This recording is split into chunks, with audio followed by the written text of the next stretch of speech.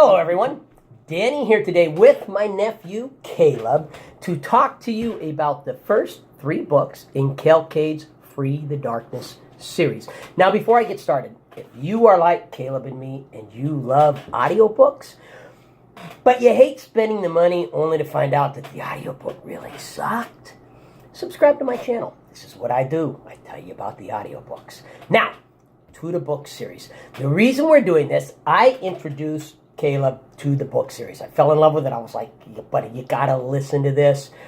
He listened to it. He fell in love with it. The 3rd book came out. He finished it before I did. He texted me, hey, Danny, Uncle Danny, what do you think of that? And we were texting back and forth. And then we thought, wait a minute. We should save this conversation for a video. This would make an awesome video. So here we are to do the video. Now to get the ball rolling, I'm going to ask Caleb a question. So with the book series, and then it can be anything with all 3 of the books, what's your favorite part of it? What really drew you into the book series? So, first off, I love medieval time books, swords, play, magic. Those are the books I'm into, and this is the type of book that this series is. But what's intriguing about this series is the main character, Rezkin, also plays 2 characters. He almost plays a hero and also has a dark side in a sense to him. And off of that, there's a lot of action in the book, but because of how Rezkin was raised in the beginning, it aligns up for a lot of comedy to go throughout the series. So personally, it's 1, the medieval aspect of it, 2, the character plays 2 different roles, but 2 different roles that I have never seen any character play 2 different roles as well as Kel Cade made Rezkin play these 2 different roles. And then the humor aspect. There is a lot of humor with it, especially between him and Frisha or him and Tam. Things that Rezkin's thinking, and they see it one way, but he's really thinking of it in a different aspect because of how he was raised. We've talked about that because this would be such an awesome movie, but how would you get Rezkin's thoughts? Because his thought process is such a key element of the book. The way he analyzes every situation. Frisha just friendly reaches out and touches his arm, and he's like, oh, got his hand on his sword, all ready for an attack and everything. Because where he was raised, everything is an attack. And so how would you do that with a movie? Yeah, or the times where it's like he's thinking, because how he was raised, he had many different rules to live off of. So a simple thing would be, he's thinking of like honor and friends and these different rules they have to follow. And like Frisha, which is supposed to be like his girlfriend, she's like thinking of, oh, he's being so sweet and intriguing and loving, and he's just, I'm just following rules. There's nothing to it. But throughout the series, you actually see between even in the 1st book and the 2nd book, and definitely in the 3rd book, you slowly start to see part of changes of how he comes about. How he starts to figure out, yeah, this is abnormal for other people. Because in the 1st book, he thinks the entire world was raised the way he was raised because he's never been outside of that little apartment. By the way, if you're looking for spoiler-free, this is not going to be spoiler-free. We're not the slightest bit worried about spoilers. So, he was raised inside that fort, and he thinks the entire world is raised that way. And some of the funniest scenes are like when he's, the maid and Pot come in, and she gets flustered because she's got a crush on Rez, and ends up, falling down. And Rez is like, you broke. Roll this, roll that, roll this, roll that. And Tam's like, dude, you're so funny. Where do you come up with this stuff? And Rezkin's, they're the rules. What do you think? I wasn't being funny. I'm being serious here. You broke these rules. Doesn't everybody know about the rules? And that's where, like, in a movie, how would you get those thoughts to come across? When the maid. Yes. I love the first time.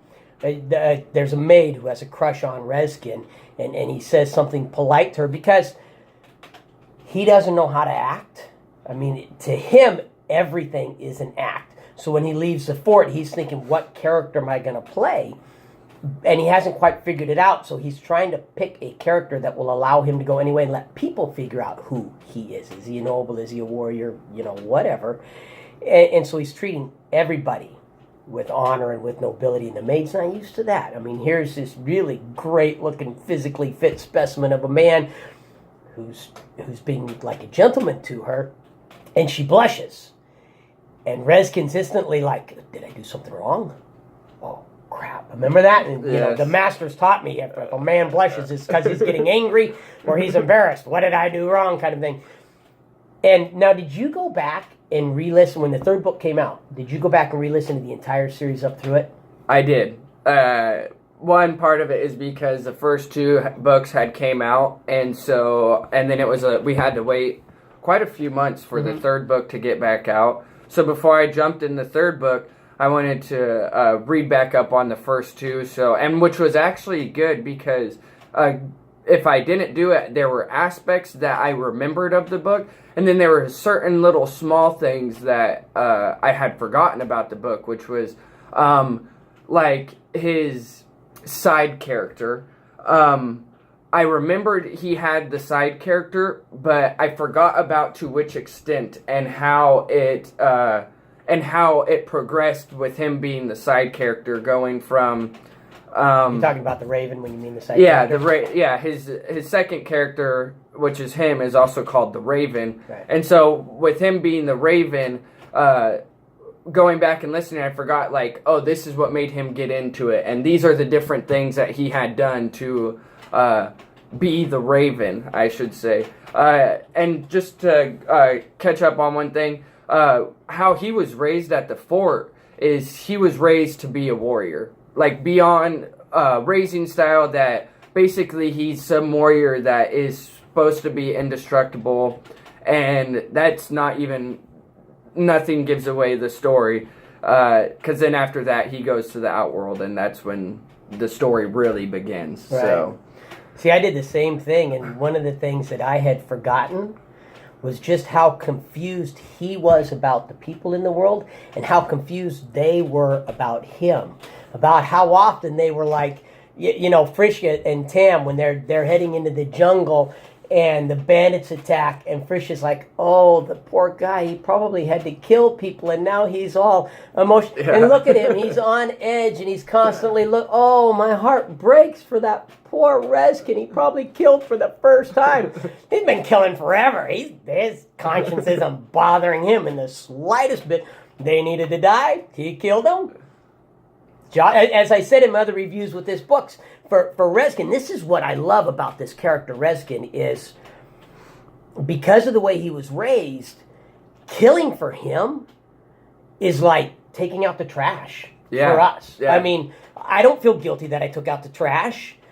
If the trash doesn't need to be taken out, I don't take out the trash. But if the trash needs to be taken out, I take out the trash. It's an completely emotionless job. You do it if it needs to be done, you don't it. And that's the way killing is for Rezkin. So when he kills the bandits, he's like, they needed to die. They were attacked. It was us or them, so of course I killed them. What else do you do when someone's trying to kill you, right? But everybody else is expecting him to have all these deep emotions and feelings that just aren't there. And I had forgotten how confused everybody got about Rezkin and how confused he was. So that was actually a lot of fun. And did you catch General Markham's reference to the third person? No, I think I missed that. This was actually my third time going through these first two books because, like Caleb said, they came out a while ago, and I'd be like listening to a book series going, oh, okay, that book series was kind of... I'm going to switch over to Rezkin. I know I finished it like him, but it's that good of a book series. And so this was literally my third time listening to these first two books. And General Markham, at one point, makes a reference that there used to be two people that he feared in the kingdom. The general, someone else, and now there's a third, there's Rezkin. And he never says who that other person is. And then, a little bit later, he's kind of in a quandary about what to do about Rezkin, and so he writes a letter to that unnamed person. If they say who that third person is, I've missed it. What the impact of that letter he wrote is has yet to be revealed. And so that goes in. There's a lot of things that Kel Cade is really good about leaving openings to where you're sitting there from the first book to the second book. You're sitting there just making crazy ideas of this will go on, this will go on, this will go on, because he leaves so many openings for you to make your own guesses and your own ways of thinking. And then the second to the third book, he does the same thing where it's like, oh, there's so much that's going on. How's he going to do this? What is this going to happen? How's this character going to be? And him going from the Outworld, like Rezkin going from the Outworld, or from the Fortress to the Outworld, how will he change being now in the Outworld? Or how would his friends around him change being now that he's with someone that's like Rezkin? Because everyone seems to be drawn to Rezkin. But Kel Cade is very good at keeping different little openings that you could just sitting there be guessing what's going to happen here, what's going to happen here. And I actually happened to missed that one with General Markham, so I'm glad you brought that up, because I never don't remember hearing that one. Well, now you know. And so now I'm definitely going to be looking for it. And like Uncle Danny said, this is by far my favorite series, and just because I missed that part, I'm probably going to go back through and listen to all three of them again. And for me, that's always the sign of a good series, is you're on your third, fourth, or fifth listen, and something jumps out, and you go, wait a minute, how'd I miss that? Holy snap, totally missed that. And that's, like it said, just with there. So, like Caleb was saying, this is one of those book series where Kel Cade does an excellent job of leaving things open and an excellent job of tying things in. I always hate a book series to where they leave something open that gets answered later, or that something happens later in the book that disagrees with something you were told earlier. You know, later in the book, they do something that's not supposed to be able to be done, and they have to come up with this big explanation of why that's done. I'll give you an example. So, in this book series, Rezkin does things with magic that everybody else says is absolutely impossible to do with magic. And Rezkin keeps insisting, well, I don't have any magical ability. And everybody else is like, you have to have magical ability to be able to do what you're doing. And Rezkin is like, no, you just don't understand. You just got to be trained to focus hard enough. And even a mundane, which is their term for a non-magical person, can do this. If you want to walk through a ward, you just got to train your focus hard enough. And all the magic users are going, no. We've been trying for years to come up with a way to for Mondays to conquer wards. It's impossible. And Rezkin's like, well, did I just do it or didn't I just do it? And then in book 2, a little bit more about Rezkin gets revealed, to where you're thinking now, were you going, okay, Rezkin's going to be a wizard? To be honest, I was thinking more Rezkin was going to become... Not sure if this is okay to say, but say whatever, let you get it. I was thinking more he was going to become the king. I expect him eventually to become. But I did think, now to answer that, I wasn't sure if he'd become a wizard, but I just had this strong suspicion that he was going to have more magical powers than what he even had thought of. So, but then if he had those magical powers, and all of the magic viewers say that they can look at you and they can see the magic in you, and they all look at him and they say, hey, there's no magic in you, how could he have magical powers, right? Right. And that's one of those areas where a mediocre author, later they would reveal that he had magical powers, and the mediocre author would have to come up with some, off-the-wall, I need to move my cup out of it, off-the-wall kind of a thing where you're going, okay, well... yeah, I can see that you're just coming up with a way to tie that in. But Kel Cade hasn't done that. Kel Cade has given hints and hints and hints that actually to where you can start to see the path that it is going. So when whatever's revealed is revealed. It's not going to be a case of, and this is on my phone, I'm going to pretend. It's not going to be a case of, well, great tie in there. Yeah, obviously you should have rewritten that in the beginning. It's going to be like that. That makes sense. That makes total perfect sense. Which is why so many people are upset about the third book. Because so many people had expectations for where that. Now, how did you feel about the third book? Well, like I had said, I thought that he was going to become the king. And so my expectations was that the king now he was basically going to go on this conquest with his friends to take over the kingdom. And that is nothing at all like the third book. Were you disappointed? At the beginning, I was very disappointed. It made it hard to continue reading the book. It makes it very hard because the cool thing is Kelcade allows you to have all these different ideas. The bad thing is when your ideas get crushed, and not crushed, I mean just totally dismantled. The third book is way different than what anyone would expect. Anyone at all would expect this. And so it does. It makes it very difficult.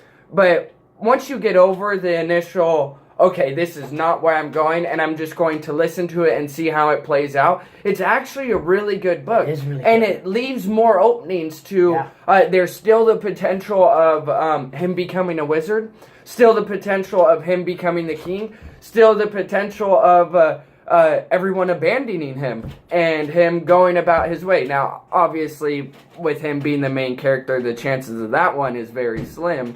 But it's open for. The third book just made way more openings for me. To now, I can't even sit and think of figure out which direction it's the going fourth book is going to go. Yeah. No, but to me, that's also a great thing because now it captures me and just wants me to make it read more, and I'm just like, can you finish the fourth book by tomorrow? I'm ready to go. Yeah, right. And I had texted Uncle Danny and told him, instead of this being like a really cool trilogy, it's going to turn out to a really cool series, which, it being my favorite books, I'm actually not disappointed in that. Because the only disappointment is we gotta wait for It's cool that we caught it now, so we can wait for each book as it comes. I did that with Harry Potter. Caught Harry Potter when it first came out, and then had to wait for each succeeding book. And so you have that really sucky wait while the author writes it.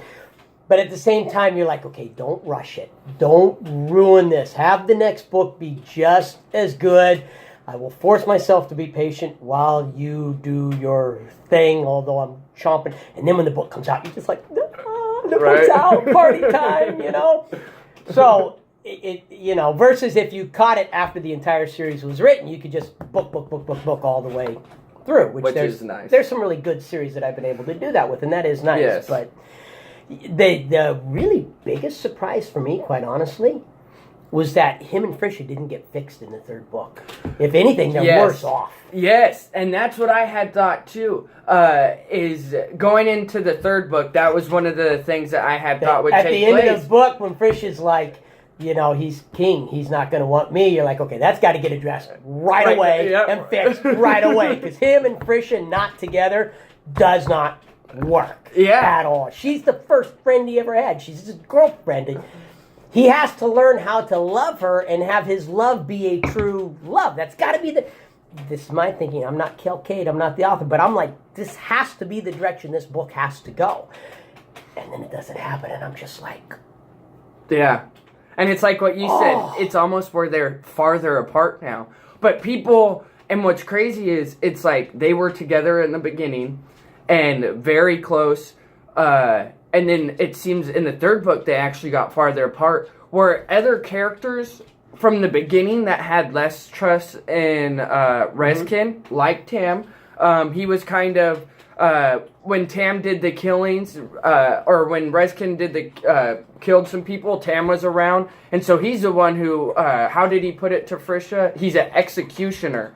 But later on, in like the third book, him and Tam actually become closer. And so now it makes me wonder how will Tam transition, because you saw this transition in Rezkin, you've seen this transition in Frisha, and you've seen transitions in other characters and roles that they have played, and the third book leaves it open for now Tam's transition, and it is kind of disappointing, because now we're going in the route that Rezkin and Frisha won't be together, and it's like, how does that work? It's not shut off, it's just...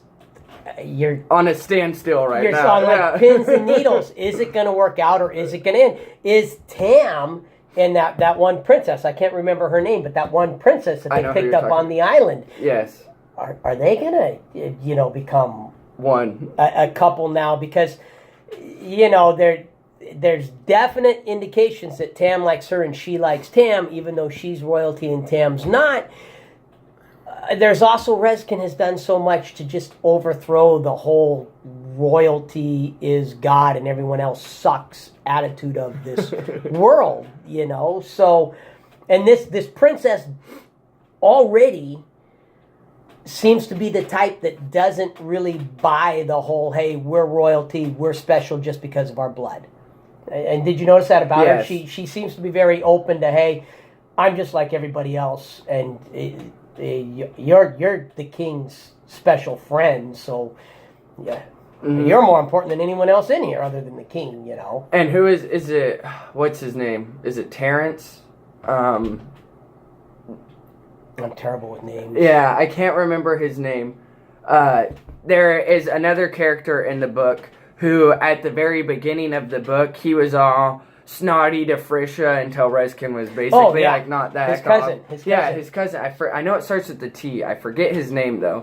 But in the beginning, that's how he was that snotty nobleman that's like, you're dirt to me, basically. But then as the books and stories progressed, he's even changed into the, and because that's how Rezkin is. And that's how Rezkin preaches, is that nobleman is just as good as the commoner. The commoner is the one who does the work. The commoner is one who is basically the blue-collar laborer, that gets things done. They're needed just as much as these people are needed. There's no hierarchy between them. There's just different positions in life.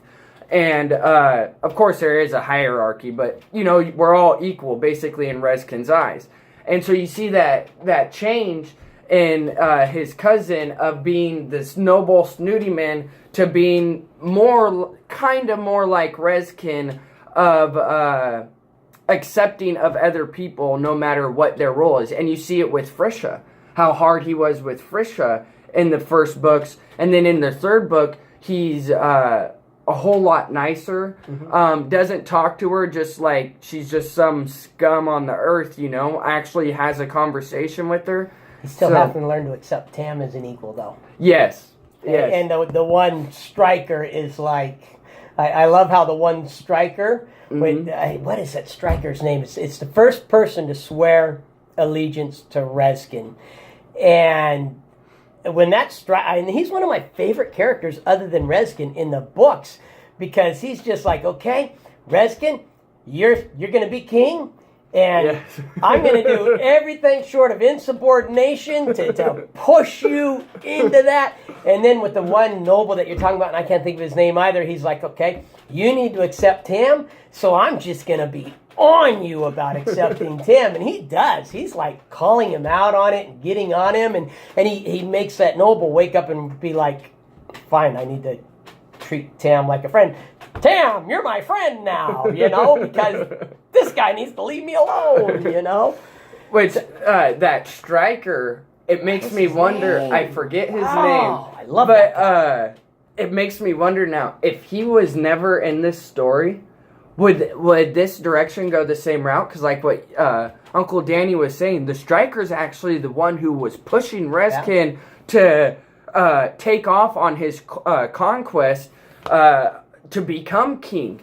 So it's like, if he wasn't there to push him, what route might have Rezkin have gone? And he knows a little bit. What's cool is he also knows more about Rezkin's background than anybody else that he travels with, besides the new striker. Right, which the new striker was actually one of his trainers. Was actually one of his trainers. In fact, the striker Uncle Danny was talking about could have been his striker, but ended up not being his striker. So that's what makes him know a little bit about the fortress and a little bit about how Rezkin was raised. He doesn't know to the full extent, but he knows enough that Rezkin is probably the most dangerous person he is around. And like you said, he still doesn't care. Oh, I'm sorry, my lord. But he knows exactly. It's like doing it in a spiteful way. Like, he knows exactly what he's doing. And Rezkin's like, I'm grabbing my sword. I'm about to thrash this dude if he doesn't shut up. And he'll just go right to that point, and then he'll back away. You have Rezkin thinking, okay, do I need to kill him? Yeah. He's pushing me in a direction I don't want to go. He's actually ruining my plans, because up until that striker gets involved, his plans are to change the minds of the nobles so they'll accept Frisia, so when she gets married, she'll have a good marriage. Not because he loves Frisia, but because that's the best way he can see to honor and protect Frisia. And so he's got this plan in place, which you said something earlier that made me wonder about something. Did you realize from book 1 to the opening of book 2, there was a huge change?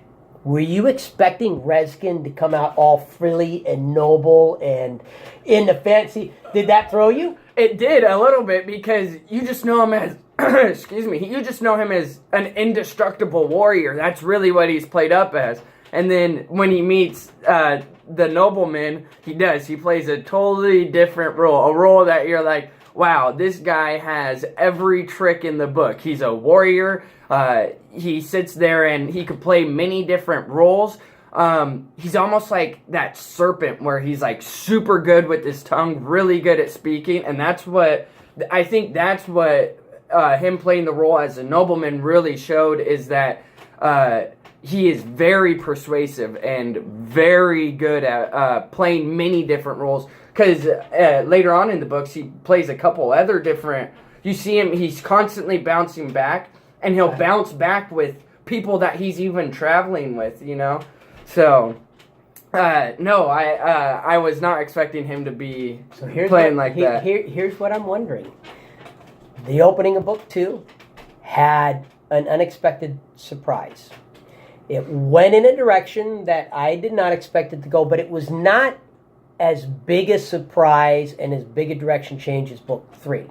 I didn't expect Rezkin to start off book 2 as this foppish royalty, all fopped out and everything else, to change their minds. That wasn't the direction I was expecting book go. It wasn't a major change, so it didn't take me long to adjust to it. Book 3 had the major change. Is there going to be, in book 4, a huge direction change and surprise at the beginning of the book? It's happened with the second and the third book. Mm-hmm. And actually with the way, which I won't give it away, but the I way... told them there'll be spoilers, so don't worry about it. Oh, okay. So the way that they... they gave away the end of the third book, how that new striker, the one who trained Rezkin, was coming in and talking to Frisia and almost planting different seeds in Frisia, which is part of Rezkin and Frisia growing farther apart. It plays it open to, will something with that striker take place to cause opening within the strong companions? By the end of the story, they're very close-knit people. But especially towards the end of the third book, you really see them starting to almost the tension being really strong between them, and them still filling out Rezkin, because Rezkin but deceived his friends in a sense that he would tell them the truth, but not the full truth. And then so when they ended up finding out the full truth of who he was, it threw them back through a loop for them to sit there. But it makes me wonder, will something with that striker be the beginning of the fourth book? You've got Pallas's brother. I can't remember his brother's name, but Pallas's brother, who is all bitter. Is it Malseus? Malseus. Yes, Malseus is bitter and blames Rezkin for Pallas's death. Yes. And then you've got the new striker, who's trying to get to Frisia and turn Frisia away. So what you have at the end of this book that you didn't have at the end of any of the other books is the seeds of dissension in there. And Rezkin has had weaknesses revealed. Now, in the first 2 books, I think I even mentioned this to you in some of our conversations. Yes. I thought it was really cool that Rezkin was this guy that had all these rules, was always on edge, checked for traps, did all that kind of stuff. But I also thought it would really, truly suck to go through life that way. While it would be cool, and I would love to have all the skills and everything that Rezkin has, I would not want to go through life as distrustful as he is and as on edge and everything else. Well, in book 3, that comes back to bite him. So now what was a strength is a weakness as well. It's both a strength and it's a weakness. And it's kind of contributing to the potential dissension there. The fact that you keep wanting to tell Rezkin, just tell Wes. Trust Right. Wes. I mean, why wouldn't you trust Wes? What has Wes done? He's the guy who figured you out before anybody else. Mm-hmm. He's the guy who, just to me, he's like the most loyal guy there. Even more, Tam turned on Rezkin, The strikers have had their doubts. Wes is the one guy that I have yet to see any hint of disloyalty in. And Rezkin has these questions, and Rezkin will think to himself, should I ask Wes about this? Yes, go ask Wes about that. And he doesn't do it because he can't trust people. He's never learned how to trust anyone, and that's actually kind of like a weakness with him now, as well as a strength. I mean, Kel K does such a great job of these just really complicated and complex. I was watching. Did I tell you about this? I was watching a YouTube review on Kelcade, and I don't remember who the YouTuber was, but I listened to like the first 5-10 minutes, turn it off, and I will never listen to another review this guy gave, because he spent the entire time talking about how this book is just a cliche. There's nothing new. There's nothing. It was the first book in the series. He was only reviewing the first book in the series. Listen to him either. And he was like, there's nothing new. It's totally cliche. What he's done is he's taken a dozen different books and combined them, and he's claiming it as his own, and there's nothing new. There's nothing unique. And I was like, you moron, did you even listen to the book or read the book? It's like someone coming out and, pointing at my tree and going, yeah, your roots are under the ground, your roots are up in the air and your branches are under the ground, and really believing that. I'd be like, you moron, I'm never going to listen to anything you ever tell me. And that was what drew me to this book, was Rezkin was this character that I've never found the likes of in a book before. He's so honorable and noble to where you're like, I want to be Rezkin. I want Rezkin as my best friend, But at the same time, he's so cold-blooded. He sees kids getting beat up, and he doesn't think, well, that's